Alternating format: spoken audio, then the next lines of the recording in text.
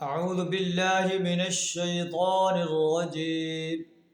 بسم الله الرحمن الرحيم.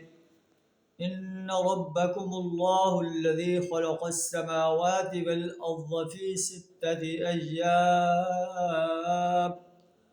ثم استوى على العرش يدبر الأمر ما من شفيع إلا من بعد إذنه ذلكم الله ربكم فاعبدوه افلا تذکرون.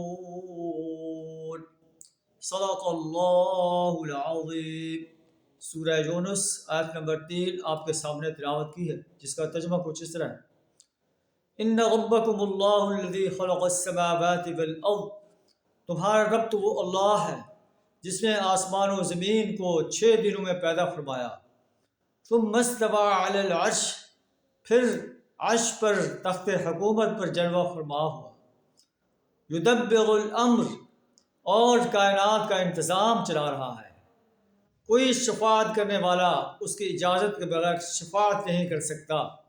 ذالکم اللہ ربکم، یہ ہے تمہارا اللہ جو تمہارا رب ہے. فاعبدوہ، پس اسی ایک اللہ کی بندگی کرو، ایک اللہ کی عبادت کرو، ایک اللہ کی پرستش کرو، اسی کی اطاعت کرو، اسی کی حاکمیت کو تسلیم کرو، اسی کی حاکمیت کو قائم کرنے کے لیے میدان عمل میں آ جاؤ. افلا تذکرون، کیا تم ہوش میں نہ ہوگے اور اللہ کو چھوڑ کر دوسروں کی بندگی کرتے رہو گے، دوسروں کی پرستش و غلامی کرتے رہو گے، دوسروں کی اطاعت کرتے رہو گے، دوسروں کی حاکمیت کو تسلیم کرتے رہو گے، اللہ کی حاکمیت کو قائم کرنے کے لیے میدان عمل میں نہیں نکلو گے؟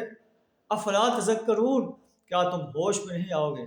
اللہ سے دعا ہمیں اپنی وحدانیت کا صحیح شعور عطا فرمائے.